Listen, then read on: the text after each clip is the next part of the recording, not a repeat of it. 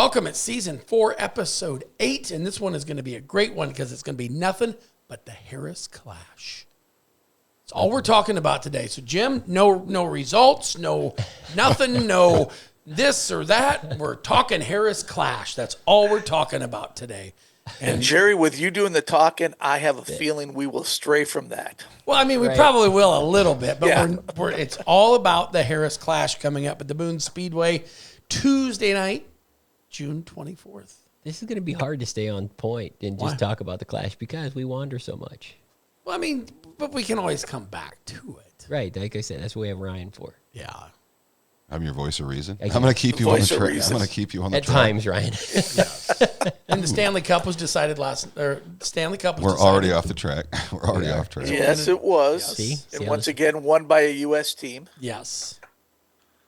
Only the first time in recent history that the same team has won back-to-back. Who won? Who won it? I don't even know. Florida. Who did they play? Edmonton, or who did they play? I don't even remember who they played. Oh, well. Yeah, they played the Oilers. Yes. Oilers. Yep. All right. Back to the Harris Clash. Yes. We do have a special guest. What is that, Jerry? What's that? The Harris Clash? Harris Clash. It's a race. When? Is it or where? Oh, I said Tuesday, June 24th. It is the longest standing single-day sanctioned show in IMCA. Yeah. And crazy? It's primarily always been sport mods and modifieds, but this year it's stock cars We've too. added stock cars. Yes. It moved to Boone Speedway. And we have a special guest on the podcast to talk about all this. Wonder who that could Nobody knows anything more about the Harris Clash than our special guest. No. That's why He we is asked him. the Harris Clash. be. He is That's why we invited you, Bob. Awesome. Well, I Bob Harris. appreciate it. I'm glad to be on. It's exciting and looking forward to next Tuesday. I can't wait. Pre-entries look great. It's going to be an exciting event. Like Jerry said, we added the stock cars this year. The enthusiasm is phenomenal. I'm looking forward to it. Yeah, there's so much we can talk about when it comes to the Clash. I mean, it's been such a part of our annual program at IMCA for so long. I mean, like we were talking before we started the podcast, you know, I've been here since 97 and been to almost every Clash since 97. And there's so many memorable moments, for I think for each of us, for those who attend. I mean, I have a couple of my own that we can talk about if we're bored.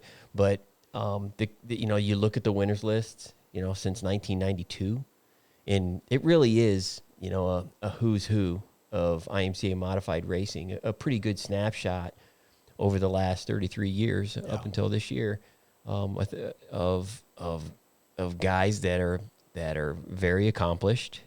It's interesting because you look at, there's a lot of national champions on that list. There's a lot of super nationals champions on this list. There's some guys I think that maybe people wouldn't have picked to win the race when they won the race. We got a couple of those on the list. It's just a really cool list of mod winners since 1992. Do you have we can talk about all kinds of fun stuff, Bob. Do you have like one in particular that stands out to you over 33 years? Probably the one that stands out the most was 1997. Back in the day, Ken Schrader always drove our house car, and he ran about 10 shows a year. And he came to the Clash, was leading that thing, going away, white flag lap, breaks the Panhard bar, and it still haunts him to this day, but his name should have been on the list. However, luckily, of course, Kelly Sharrock worked for me at the time, and he was running second, so he went on to win it, and he became a two-time winner of the deal. He was the original event winner in 1992, and of course, he's still racing with us today. So I mean, it's a pretty cool deal. Yeah. And if I went to Vegas, I think Kelly would be the odds-on favorite, especially in the stock car. In fact, Brett's taken all bets on that. Yeah. I mean, think about it. The guy who won the inaugural modified. Here we go. Yeah, he could win the first stock car. He could win the inaugural right. stock car. What are the odds on that? He's won about every other stock car race this year. Probably 3-1. I was going to say, how do you work the line on that, Jim, on the Vegas odds of Shryock winning the stock car portion of the Clash for the very first time when he won the very first Clash in 1992. Modified, in yeah. mods. It's crazy. How many would- racetracks has this? Do you know, Bob, off the top of your head, how many different racetracks we visited with the Clash? Well, in 92 and 93, we were at Webster City. Okay. 94, we went to Boone. 95, we went to Shelby Harlan. County Speedway in Harlan. And then 96 through 2017, I think it is, we were at Knoxville. And then we rained out. Knoxville rained out, and we rescheduled it at Hamilton County Speedway. I don't remember what year that It was was. 2015. Okay, 15. And then we did have one, I think it was 2008. We didn't actually have a winner because it rained out right as the feature was lining up. And so then they ended up splitting the purse and paying everybody the purse. But then we were at 2018 till now, we were at Deer Creek. And then, of course, now we're back at Boone like we were in 1994. That's really interesting to know because if you look at the 92 and 93 winners, you've got Shryock for 92 and Hovengay in 93. I would kind of call them Webster City guys. Hovengay is one of those Northwestern Iowa racers, very decorated. Probably a lot of guys, I know who he is, but there's a lot of guys probably Are younger than us, I younger than think, us they- that probably don't know who Danny Hovengay is. But that's an obvious winner. He was hard to beat for many, many years. And he got Bill Davis Sr. at Boone in 94. That makes a lot of sense too. And then you got Donlinger the first year we went to Knoxville, and that's back in the Donlinger days when he was winning. Tim was winning huge, anything he drove. He was running some IMCA stuff. He was running some non-IMCA stuff. That was back in the 25,000 to win races, and some of the weird stuff was popping up middle of the 90s. And then 1996 when Noble won. I remember the Noble win. I was actually at that race.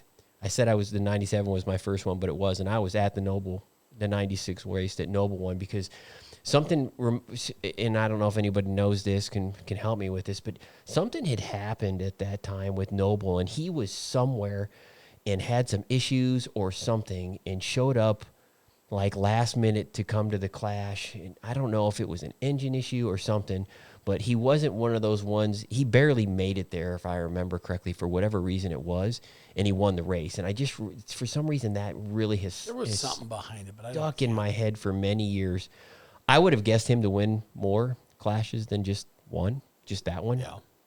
But that one is kind of stuck in my mind a little bit. The other ones that kind of stick on my mind, the Gary Clark and the Scotty Allens and some of those guys, those Missouri guys, the Dirtworks guys, back when Dirtworks was really going after lots of IMCA races. I think steered by Mike. It's kind of interesting. Do you think that? And I'm kind of curious, Bob. We've never really talked about it. Does a chassis manufacturer want to win the Harris Clash because it's the Harris Clash and they want to win it with their car and not have a Harris car win it? Does those kinds of conversations take place behind the scenes? Oh, I'm quite sure they do, and that's the thing where I don't remember what year we started it, but we started the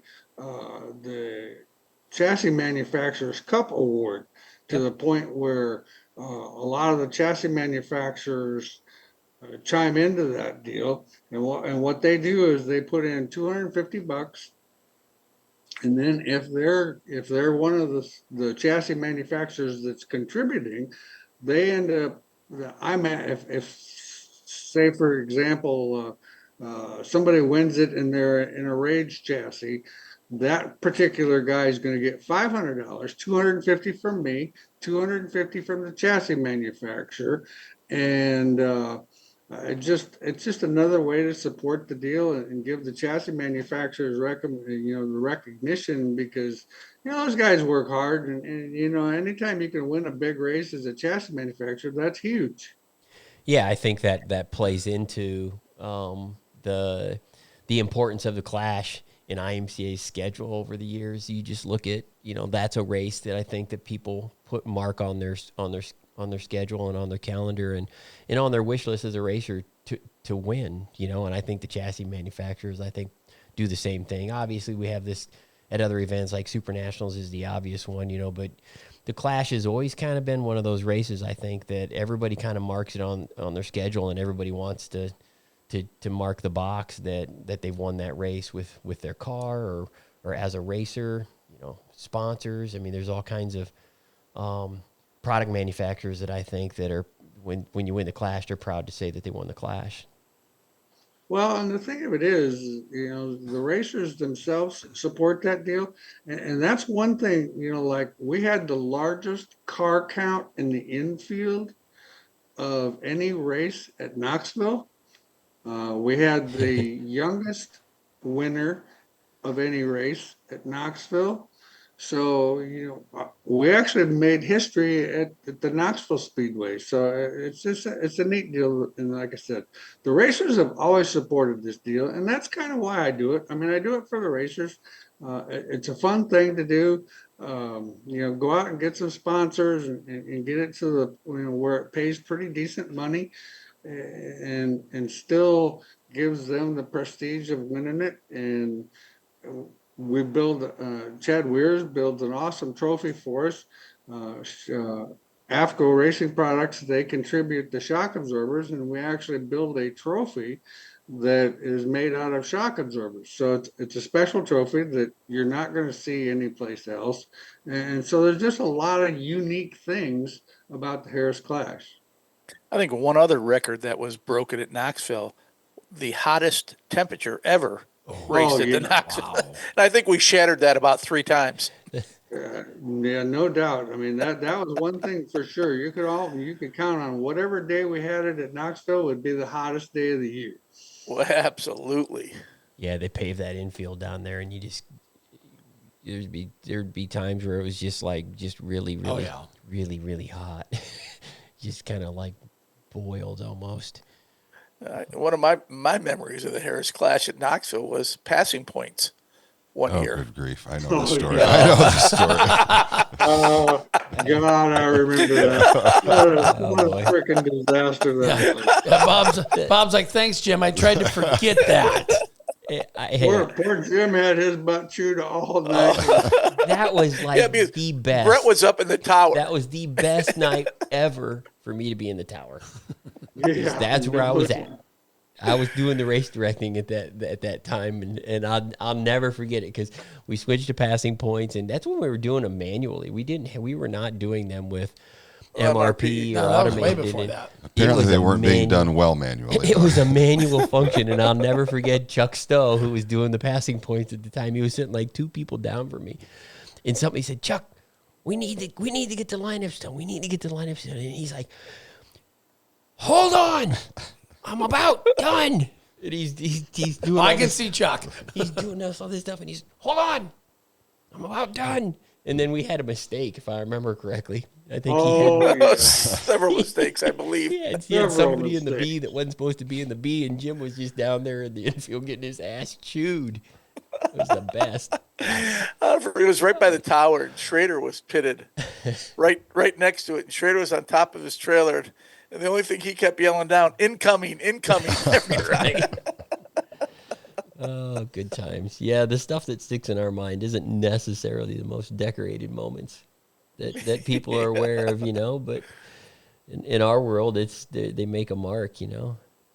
Gosh, it's crazy. We've almost had 20 years of sport mods. Yeah. Cam Reimer's looking to go 3 for 3 at the Clash as well. Yeah, what are the odds on that? What's the line on Reimer's winning 3 in a row? Well, he won the first couple this year in Boone, didn't he? And the weekly races. So he'll be tough. He'll be tough. I would say he's probably the odds-on favorite. So we've got a stock car winner and a sport mod winner. Who's our modified winner? With the race going back to Boone, yeah. You know, it's so hard to pick. It really is because it. Well, the sport mods are a who's who too. The past winners. It's Yeah, look. I know who my modified pick will be. Who do you have? I've got an idea for one. How do you not go with Ricky Thornton? Yeah. Yeah, there's rumor that Ricky's coming. I mean, he posted it on his Facebook page. You know, I think that's it's interesting. I don't know who owns his cars or what he's driving or how that exactly works. Because again, from our standpoint at IMCA, we don't get too active in some of that stuff. Yeah, Peyton Taylor. Yeah, somebody said Peyton Taylor is coming up and bringing his cars, and Ricky's going to drive one or both or however that works.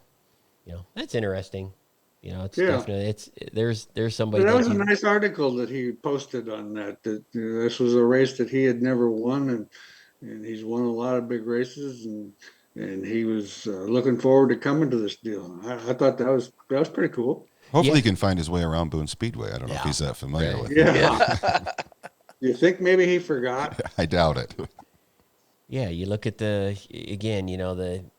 last few years. You got Tom Berry last year and Tim Ward the year prior, and then Tom Berry again in 2022. And you just look at the racing trends so much. It's people who are on.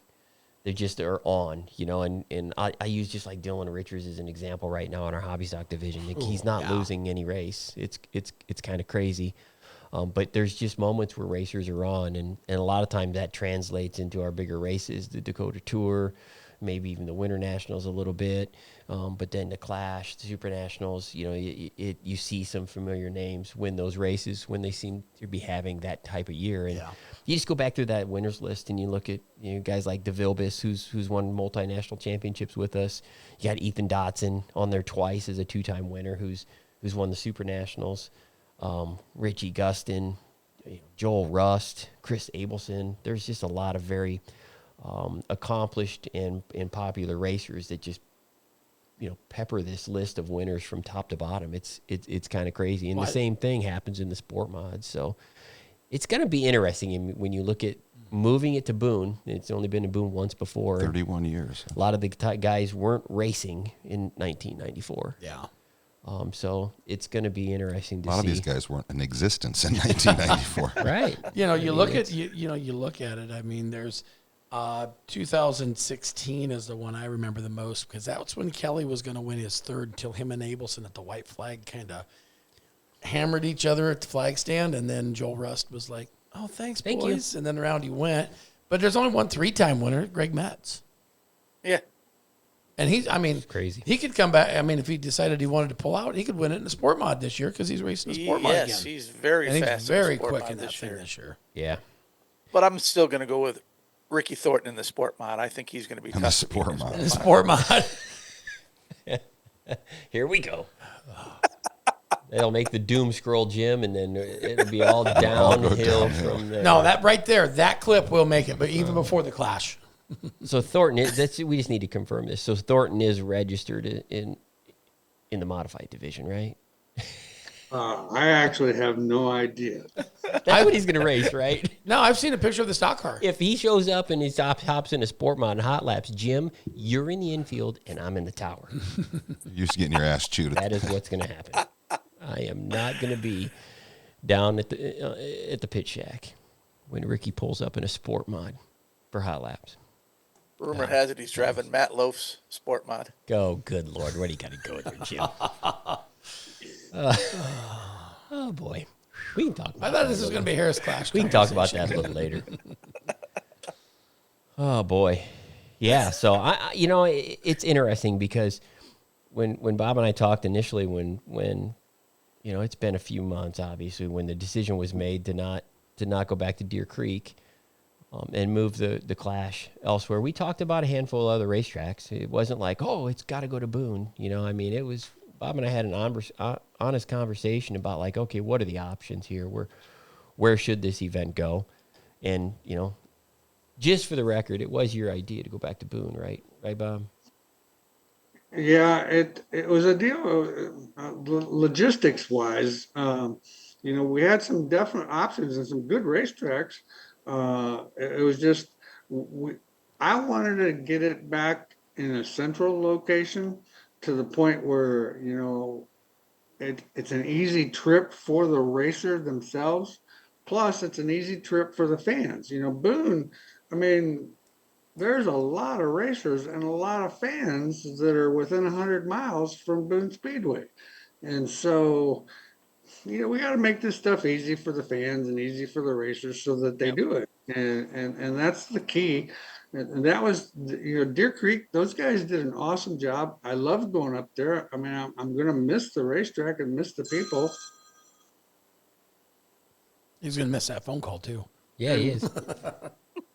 Uh,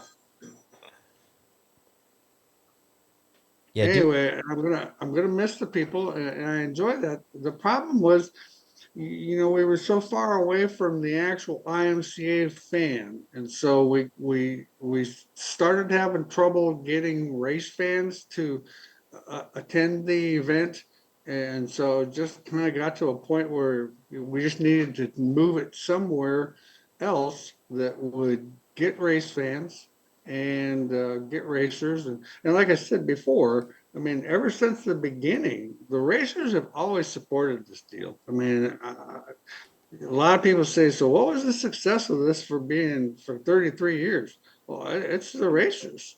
I mean, the racers have been more supportive than I could ever dreamt they would ever be. And it's just been awesome to have those guys support this deal and follow it. And it's exciting. Yeah, I don't know what year it was. One of the moments I remember at Knoxville in particular was, I think it was the year, it wouldn't have been the first year we added sport mods, but it was the year we had sport mods. I mean, we're parking cars in the infield, and at Knoxville, you got to open the gate, and everybody goes out there, and, it's kind of a process.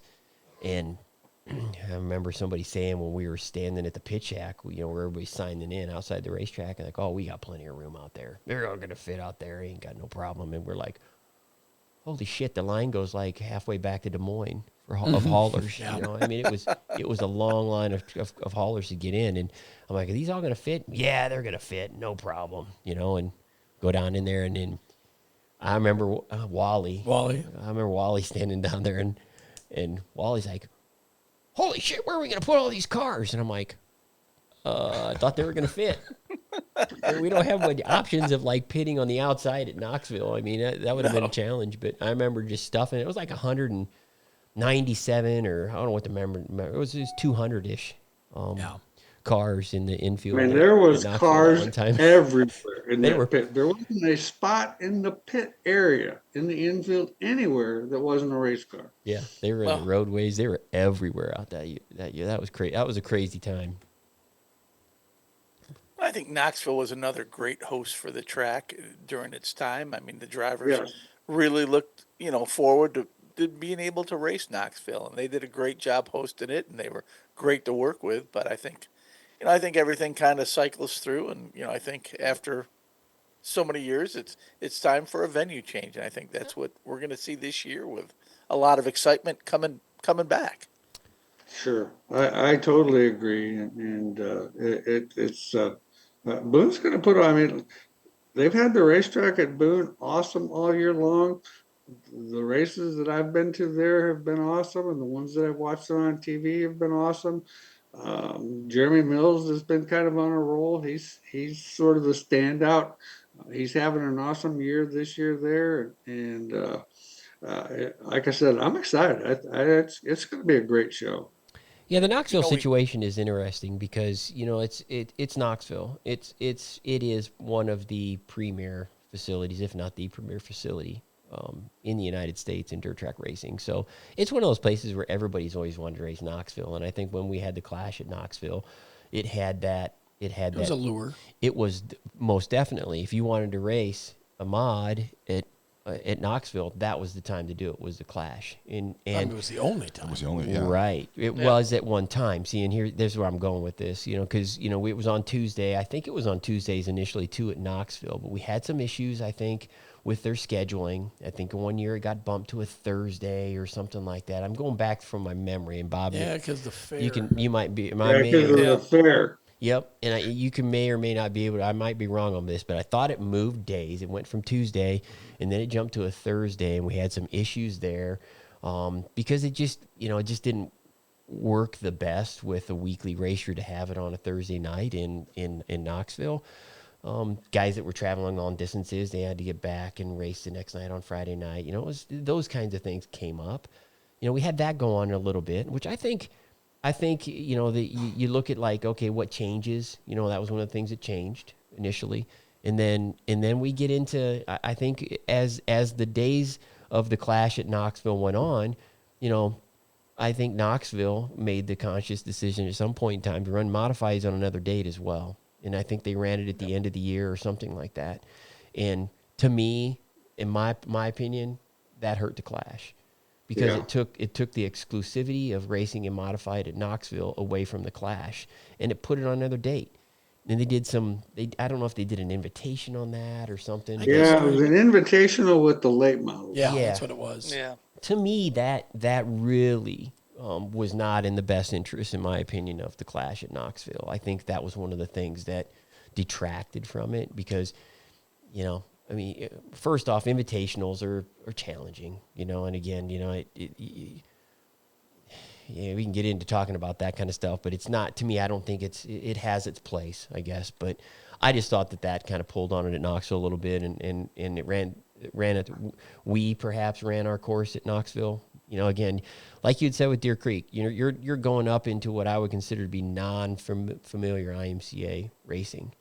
Right. We aren't running weekly at Deer Creek, and we aren't running weekly at Knoxville, and we aren't running modifieds at Knoxville. I mean, Knoxville is sprint car racing at its highest level. Mm-hmm. It always has been, and so we feel a little bit like when we went into Knoxville. You know, we all think it's cool as shit, you know, but the true race fan in Knoxville is like, what are these mud turtles on the racetrack for? You know what I mean? Yep. This is sprint car territory. Yep. Why are you having modifieds at this race? We had good attendances. We had great car counts. We had some great attendances at Knoxville. There's a lot of really good things about the Clash in Knoxville, but it ran its course, and on we moved. You know, with the rain delay that time in Webster, and I think we talked about that too, Bob. I was like, I think you're crazy to run it. What the hell you want to run our makeup at a different racetrack for? I don't think I agreed with that at the time either, but you did it, and I remember that was a hugely successful move for the event to move it to Webster that year when you did that. So, you know, I quit asking. Well, like Jimmy Gustin said, you got to do something to sell all those T-shirts. I guess, right? He knows a thing or two about selling shirts. Yeah. So the Clash is one of those events that, you know, it's found some homes at times, but it's also jumped around a little bit, and here it still stands. You know, that is pretty unique in many aspects in this industry. So, you know, we it says talk a lot about the event, the longevity of this event, and you know why, and me personally, I think Bob Harris is a big reason for that. Bob, you know, is so respected in this industry, and everything you've done and accomplished in this industry, I think that goes a long ways in racers' minds, and they want to support a guy like you that has supported this industry. I mean, you know, I go to racetracks all the time. You know, you're there with your customers, with the racers, and I think they really appreciate that, and that's a big reason why they support this event is because of you. Well, I can't take credit. Like I said, I think we do what we can do to give them a good place to race, give them good money to race for, and hopefully it's an environment and a memory that will last forever in their list of wins. Yeah, it's really fun going back and looking through these pictures, 1992 to present time. Bob, you've aged a little bit since 1992. Yeah. I don't have any hair left. I used to actually have hair back in the day. Yeah, I mean, these are some great moments in racing when you look at those victory lane pictures and the people that are standing in them. You know, when did I think it's an interesting subject, but when did you sell Harris Auto Racing? What year was that? Do you remember? 2000. In 2000, and you sold it to Charlie Clark, right? Yes. Mm-hmm. Yep. Because I you know, one of these photos I saw Charlie Clark, who's no longer with us, Charlie Clark in that photo, you know, and then Charlie sold it to That's why he sold it to Logan. to Logue, right? Yep, to Logan. Yeah, Clemens. Logue. Actually, Pat Clemens was the one that actually bought it, but John Logue ran it. Yep. And then from there it went on to current owner Kyle Brown. So yeah, so people like when you say the Harris Clash, I think people have a tendency at times to stick the chassis manufacturer in their mind a little bit because, obviously when the race first got started, that was your affiliation. But like Right. Jim said, here you are doing BHE, and everybody I think that that knows you now, it's Bob Harris Enterprises, but it's not. I don't see you as building the car, so to speak, even though you do a lot of car work and you do some BHE buy stuff on certain chassis Right. manufacturers. Is it any chassis that you do that, or do you have We certain do chassis? GRT stuff, and then GRT actually builds a car for us. It's not the same exact car that they build for their customers, but they build a car for us that we kind of designed. And it's just a deal, where back when we were doing it strong, I mean, we used to build 120 cars a year. I had 22 employees in 1999, and it just got to the point where I was starting to get burnt out, and you could only go to so many racetracks, and I had a family to raise, and there's just a lot of stuff going on, and so I had the opportunity to sell it to Charlie Clark, and it's kind of went from there. But so now we're down to 7 employees, and we do a lot of custom work, and shocks are our uh, biggest program. We do a lot of shock absorbers for uh, pretty much nationwide, and that's our main focus. Yeah, I mean that's what that's what people these days I think identify you as is kind of the shock and tuning kind of people. You aren't known for building Harris chassis anymore. Right.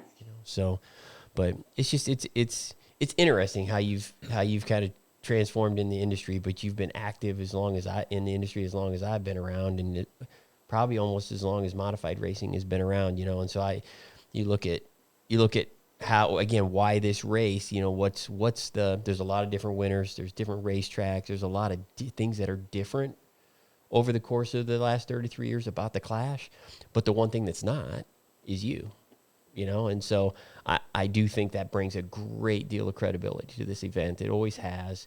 You do an excellent job on promoting the event, on the registration. I mean, a lot of that stuff you handle. We don't handle any of that. I mean, for those that, how do we fit in at IMCA? We're just the race car police when we show up. It's just kind of what we do. We help a little bit if we can on getting the word out on when the date is on the event, but the rest is all in your hands, and you've done a fantastic job with that stuff. Yeah, come race day, I turn it all over to you and Boone Speedway. Yep. Yep. Yeah, I mean you've got I think that's a good perspective. I think that's how you handle it, because again, I don't really want IMCA to be the promoter, and people view us at events and they think that we play roles that we don't really necessarily play. I like to kind of stay in our lane on what we do best, and that is write race car rules and enforce race car rules and deal with the inner workings of the divisional stuff that's presented to us as a sanction, and let promoters be promoters, and again, it's really been a good combination. We are sure very appreciative of the fact that you've chosen IMCA every single year to be a part of the Clash. We have our ups and downs, obviously. Even us as an association and you as a manufacturer, or us as an association and you as a product producer with shocks and stuff like that, we always have our issues. You know what I mean? We've had some heated conversations over the years about rules and decisions we make and stuff like that. But here we are still today, and you're putting on a great event for our racers, and you're sanctioning it with us, and we're doing our best to help and be what we do as a sanction. And it just works, it's just a cool event. It's going to be interesting to see it go back to Boone. It really is. I was very skeptical at first, and I think I told you that, because people think that we as an association are always trying to steer everything to Boone because it's got the Super Nationals. And that's really not how this goes. We want all of our racetracks to be successful, and I think you made some very logical decisions in your reasoning, and back to Boone we go, and we'll, I think it's going to be good. I think it's going to be great. Actually, I think it's going to be more popular than I initially for sure anticipated. So it's a good decision. A lot of talk. A lot of talk right out of the gate. Yeah. People were saying positive things to me, and I don't know. Maybe I get caught up in some of the stupid shit I read on Facebook too much. I was like, oh God, is this really bad? Stupid shit on Facebook. Am I really a crook? I am not a crook. Here, do the next one. I am not a crook. I am not a crook. I am not a crook. Yeah, see what everybody thinks about Bob. He's a shot guy. Yeah. But see, I remember Bob Harris as a racer back in the 80s. Not from Story City, not from Maine, but he this little town in Superior, Iowa. Bob, like I said, you've been around this deal. Tell us how you got started and how you got to where you're at today. Because it's a journey. It's a cross-state journey. Well, it's kind of, I grew up on a farm, and that farm life was a little too slow for me.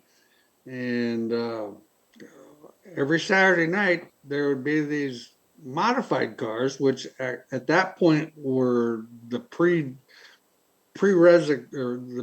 before the sprint cars, would go by our house on the way to Jackson, Minnesota. So I finally talked my dad into taking us up there to see what that was. And man, I've been doing it ever since. That's just, built my first race car when I was 14 years old, and just been doing it ever since. And then we moved to Independence. We were there, I think, a couple of years.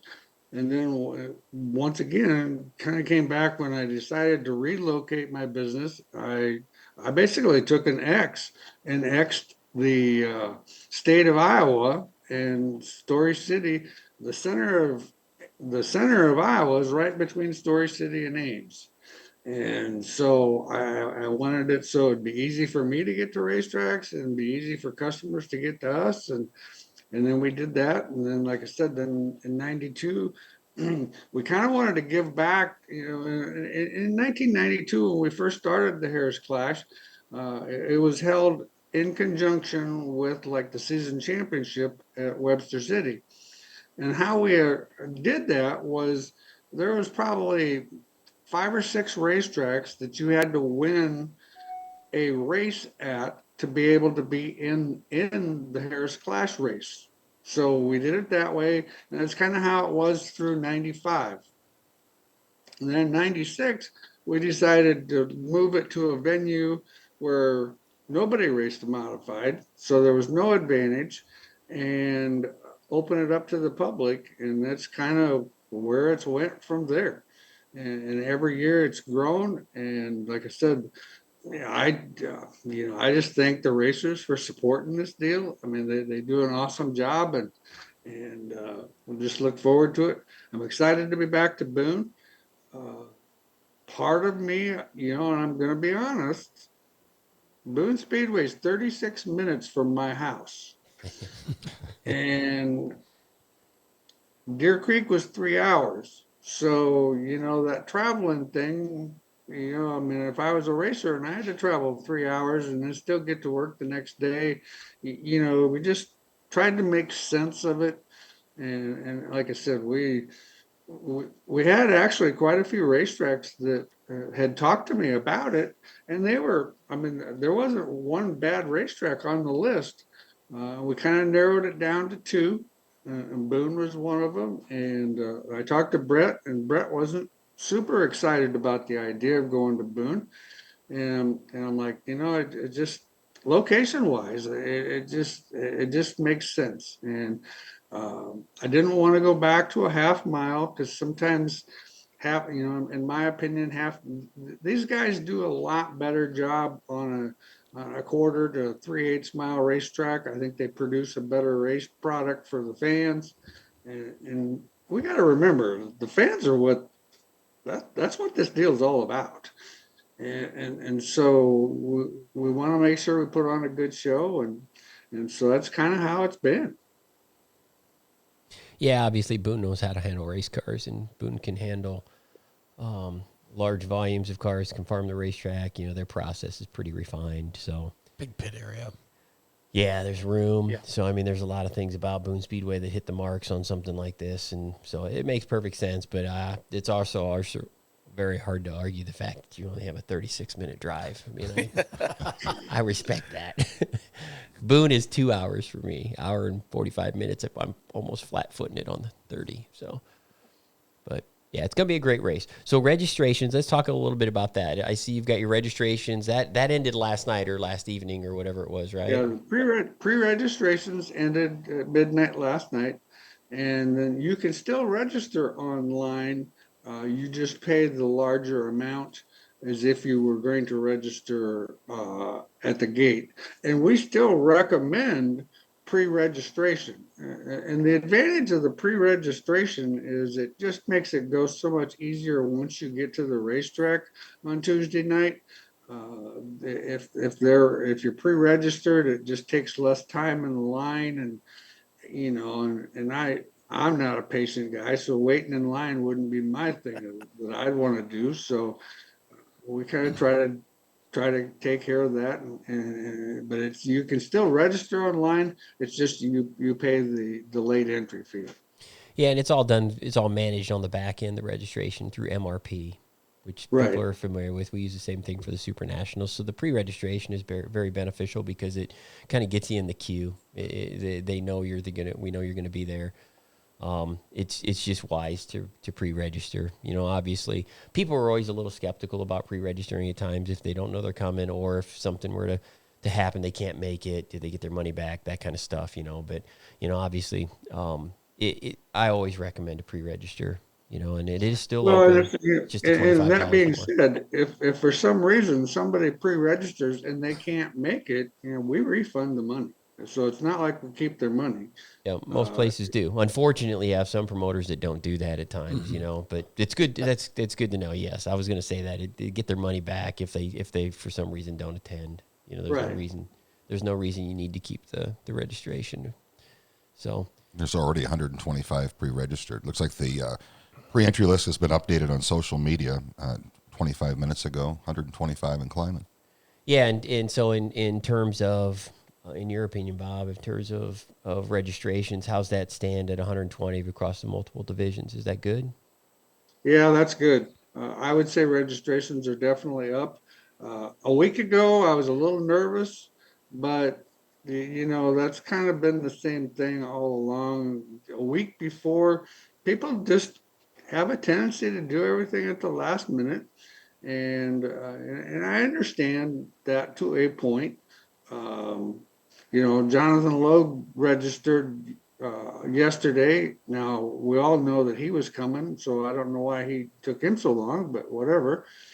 It's the drive. It's the long drive, Bob. That's what helps. Yeah. It's that drive from Logansport. I mean, it's a long drive from Logansport to Boone. So, sometimes logic doesn't make sense to me, but whatever. I guess it doesn't matter. One thing that we're going to do this year with it, we're going to run the stock cars first.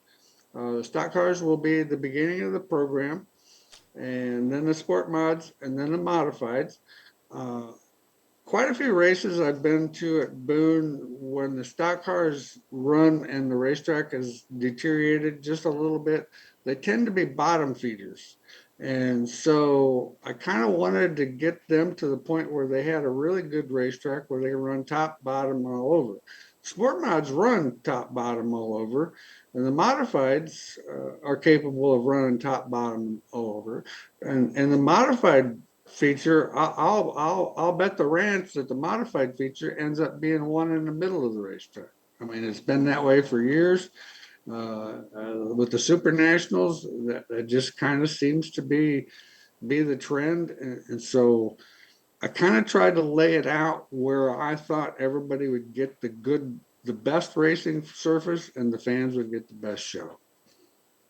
Yeah, Boone's been pretty racy this year. I've been over there a handful of times. It's been pretty racy. I think that's a little bit of a of a byproduct of all the dirt that we put on at the Super Nationals last year. Put about $20,000 worth of dirt on the track right before Nationals last year, and so that helped the Super Nationals immensely.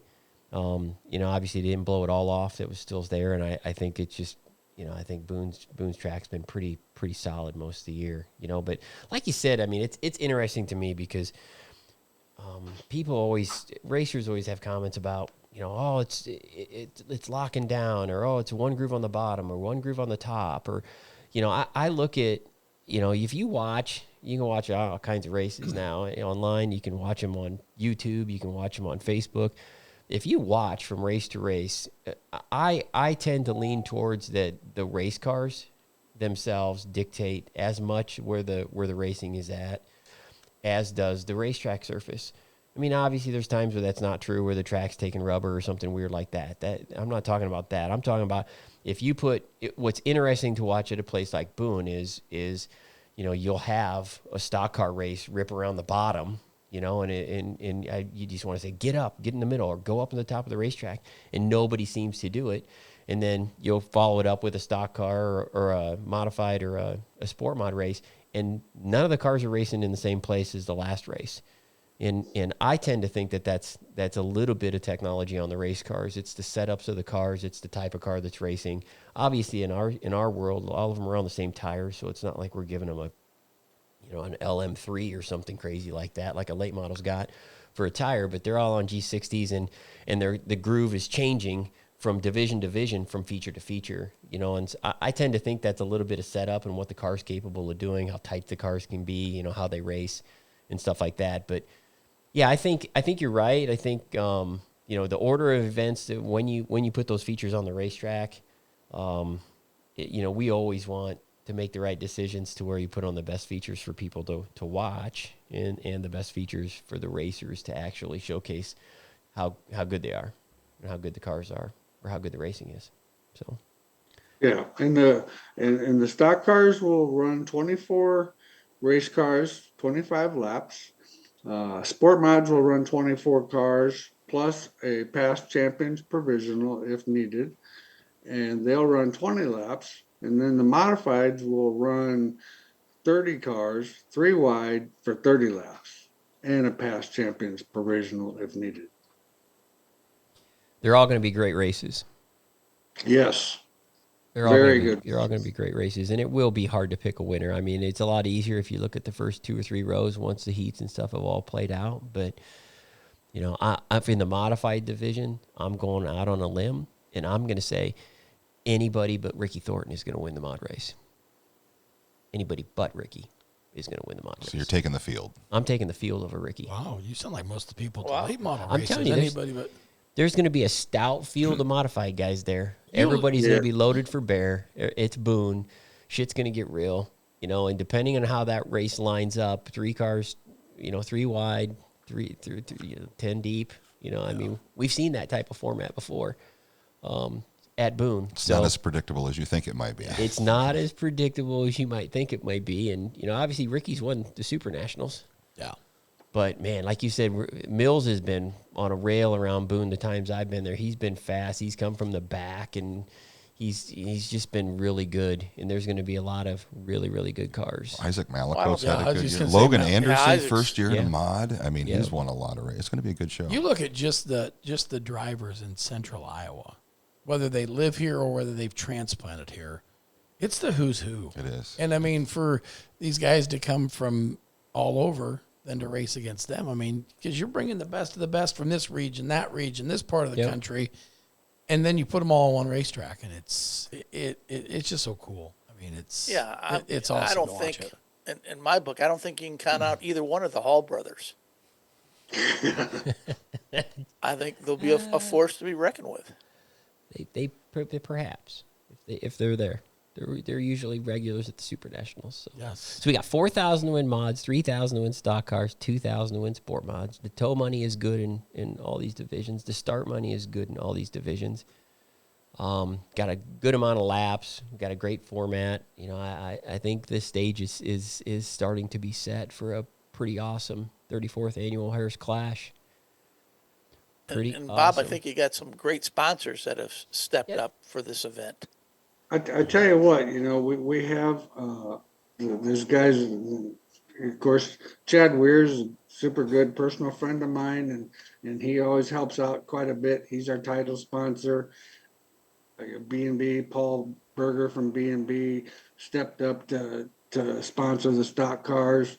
Fast Shafts, they've been the sponsor of the sport mods for as long as I can remember. And we just, a lot of great sponsors this year. Yeah, I do have to give a shout out to Chad Weirs.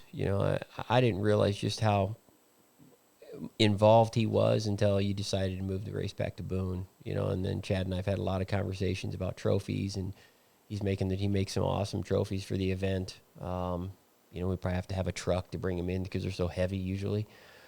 But he puts a lot of effort and a lot of money into those trophies, and he does a lot of money to help support the purse too that goes directly to the racers. So you have to give Weir's Machine a great deal of credit for also kind of putting his money behind this event, even with the move to Boone Speedway. So we're really appreciative of everything that Chad is doing for the Harris Clash for sure. Yeah, he's been a loyal sponsor for a long time, and he's great. And like I said, all of our sponsors, we've got a lot of sponsors. I don't have the list in front of me, and I can't name them off the top of my head. I'm not good like those NASCAR guys that have that stuff memorized like I should have. But we've got a lot of great sponsors this year, and it's just been good. Yeah, you guys do a podcast together too, don't you? You guys do some seminars, but you also do a podcast, don't you? Oh yeah, we do every other Monday night. We do Speed Tips by Bob and Chad. We do an hour-long deal where people can send in questions, and we basically answer their chassis questions, and we have a lot of fun with that. We get from time to time we get special guests on there and have like a chassis builder or a racer or somebody like that on there, and so. Yeah, we every other Monday night. That's a lot of fun. Have you ever considered having an announcer on that podcast? I think Jerry Well, would be available. Or Ryan? We're open for everything. I mean, Gotta be if you consider Jerry. I mean, I have no speed. I have no speed tips. I mean, Ryan is in the Hall of Fame in Yes, Independence. he is a Hall. right. Yes, Bob. Congratulations, Ryan. Thank He you, is Bob. I a appreciate that HOF. very much. member. We are all now. When you sign the fine letters for IMCA, are you going to put Ryan Clark HOF? No, HOF. Gotcha. HOF 2025. maybe. No.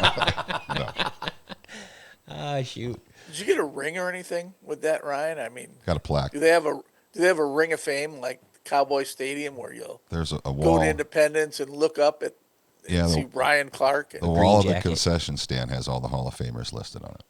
And a green jacket. He gets a green jacket yep, too. like the You got a Masters. green jacket. No, I didn't get a green jacket. So when Dan's cooking, he'll be staring at your name on the wall. No, it's on of the fame. outside. Yeah, it's on Not the on the outside. inside. It's not on the inside. Yeah, again, Bob, you're very resourceful, and people use you as a resource for all of the knowledge you have and all of the good you have done, not just for IMCA modified racing, but just mod racing in general and racing, dirt track racing in general. I mean, the fact that you do that question and answer is pretty cool. I've watched some of those. I've always thought they're interesting. It's a resource for racers who maybe need an answer to a question they don't really know. And racing can be kind of weird like that a little bit. I mean, I raced, and you ask a question, and you almost like people at times won't answer the question unless they know you already know the answer to that question. So having somebody that will answer those questions honestly, so a racer who maybe doesn't understand something or is struggling, it's always a huge asset. I go back to when I first raced and I raced. I had a homemade Sartison car way back when the first year I raced in '97. I was horrible. I could not figure that thing out. I was terrible. I bought a used Harris car. It was just the chassis, the bare chassis with the interior in it. It was used. I think it came from Buck Swanson or somebody like that. For those in this area that know what I'm talking about. And I put all my stuff on that used car I had onto the Harris car, and I got my hands on the Harris chassis setup book. And I set everything up on that race car right out of that book. And the first race, I was like, holy shit. This is a lot different. You didn't suck quite as bad as you did before. This is a lot better than what I was doing. So, I mean, you have been such a resource for mod racing. Again, that was in '97 for me. And here you are still in 2025 doing question and answers for people that want to call in and ask you questions and stuff. I mean, I just think of what you do is you're going to go down, Bob, and you are one of the pivotal people in IMCA mod racing over the course of the division. There's just no doubt about absolutely. it. Absolutely. No doubt about it. So we just want to thank you for all that too. You've Well, been a big thank you. supporter of IMCA, and we are very I appreciate appreciative of that. Even if you're One mad more at Jim for something stupid that he says or something like that, or even if you're mad at Dave in the tech area or the tech tent at the Super Nationals and some of the things we've been involved with, we super appreciate everything you've done for mod racing, Bob. We really do. Yeah, I've even been ran out of the tech tent at the Super Nationals. Are you serious? Yeah. I can't believe that happened. Jim, have you met Bob? Bob, have you met Jim? I just remember we got done. It was one night we got back and they go, they just kicked Bob Harris's ass out of the tech tent. And I go, what? Oh yeah, they walked him out. I'm like, holy shit. Yeah, Bob wasn't happy with the decision that Dave had made, and I mean, that's what we have Jim for. Jim is the mediator. Yeah, but that just goes, we talk about the passion. I mean, Bob's passionate about his product and taking care of his customer. I mean, and that's what he was doing. That it's like, hey, I'm going to fight. I'm going to fight for it. I was up at 141 last week talking to McBurney, and he brought that up. Hey, one other question, Bob. We're going to put you on the spot as we end this. So, all the modified or drivers that have raced your cars, that have raced your house cars, pick one. Ken Schrader. Ken Schrader. That was easy. That was no hesitation. He didn't even think about that one. Wow. I thought it was going to be one of these deals where you hemmed and hawed, but I think nobody could disagree with that choice. Ken Schrader's, he's another good friend, and he's my favorite racer of all time. He is just a super, super good guy too. You will not meet a better ambassador for racing in general than Ken Schrader. Absolutely not. I mean, I can say he's probably the one racer who I see at a racetrack that I look forward to talking to. Mm-hmm. I mean, he doesn't have to do what he's doing. He's doing it because he loves it. Mm-hmm. And that's the way it should be. And like you said, an ambassador, and I mean, every aspect of the sport he's been involved in. And I think Jim's saying that Ken Schrader's never chewed his ass. I think that's all he's saying. I think he has. Oh, has he? I believe so. I think if you can find someone who hasn't chewed Jim's ass, you might. I was going to say that would be like looking for a needle in the haystack. If you can find that person, take that person to Vegas and throw the money down. I think Bob should be on the podcast more often. Oh, shoot. What else? Anything else you guys want to wrap up on the Harris Clash? I think we've hit all the again, we want to pinpoints. Encourage everybody to register still if you haven't done so. The registration is still open. Yes. You just don't get the price break that you did. It's a $25 late fee on top of the registration at this point. And that's the same thing that'll happen at the gate. You can surely come to the event if you're not pre-registered. You're going to be welcome. We don't have any deadline for any of that. You can come the day of if you want to. The Harris Clash, next Tuesday? 24th. The 24th. It always amazes me that drivers, when you put out a pre-registration and it closes, well, I can't register. Does that mean I can still race? Well, yeah, you just got to show up. Yep. We give you you have this tool to save you a little bit of money and help everything out, but you can still race. Yep. And again, it's Boone Speedway next Tuesday, June 24th. I think it's going to be on IMCA TV. We will stream it on IMCA TV. That is correct. I'm sure Nate will have that information. If not already, he'll have that information up. Nate says it's already up. $29.99 to watch the 34th annual Harris Clash. A couple hundred race cars, more than likely, racing for thousands of dollars. $4,000, $3,000, and $2,000 to win. It should be a hell of a show. I'm looking forward to it. I really am. Yeah, again, Bob, we can't thank you enough.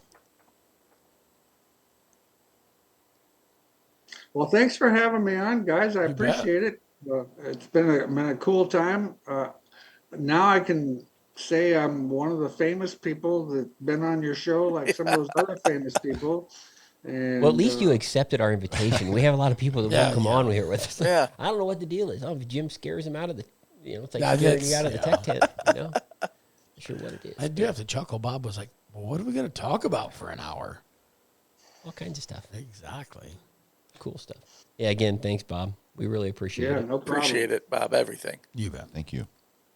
Well, Jerry, why don't you wrap it up? Yeah. Hey. Oh, whoa. I have one thing to give Mr. Van Sickle here. There was a request, What do we got? Oh, what do we? What is this? and Ben will like this. This is his promoter card. Oh, I got one of You those this year. got, you got, Nate. I don't know if you can you zoom in on that? What's it say? No. Kinda, yeah. Promoter, Marshall Thomas. It's a gag gift. No, No, it's not. this is your promoter Oh, card. thank It's a you. real gift if I it's don't know if you can read it or not, but it says Jer Bear on it. Jer Bear. Oh, Jer Bear is the promoter of that's Marshalltown the great- Speedway. I when they do it, it's Aw. only supposed to be one R, not two. If you're gonna do it right. Jer Bear. Yeah. God, he bitches about everything, doesn't I he? knew that. Yeah. What a deal. Hey, do want to send out some get well wishes to John Webb. Oh yeah, Yeah, he had one of them. Heart yeah. attacks. he survived. Don't feel too sorry for John. I just got off the phone with him. Oh, why? What happened? So he's leaving tomorrow, and his schedule is going to race Marshalltown Friday, Boone Saturday, Vinton Sunday. I let him know about Independence. Now Independence Monday, and then the Harris Clash, and then he has to be on an airplane to go on a cruise at 5:00 Wednesday morning. What did you do after your heart attack, Jim? I don't think you traveled that much, did you? I tried, but they wouldn't let me. But That's yeah, that's a I packed know. schedule. We got to keep this between us because I'm not 100% sure Nikki knows all this. Yeah, she won't watch the podcast. Yeah, she doesn't watch him anyway. No, Yeah, that's good. well, he's safe. Yeah. Yeah. He'll be okay. So that's the schedule of a guy who had a heart attack 2 weeks ago. And it was a pretty big one too. You got to fix Yeah. it. Yeah, you He gotta survived. fix, though. He survived the hard part. He survived it. Yeah, and that's he's the getting biggest thing. better. So that's very cool, for sure. Yep. Glad All for right. that. Anything else? Are we done? We're done. Sweet. Wrap it up, Jer Bear. All right. Jer Bear. Jeez. Join us next week for Kennedy might be in to call her dad whatever she wants. True. Can we have schools out Kennedy next week? Sure. All right. Yes. So, hey, Harris Clash coming up. All kinds of great IMCA racing coming up. If you can't make it out to the stands, you can check us out on IMCA TV. And don't forget that replay pass, $24.99. So, from all of us to all of you, enjoy the day. Hope you enjoyed our Harris Clash podcast. It's awesome. Yes. See you next time.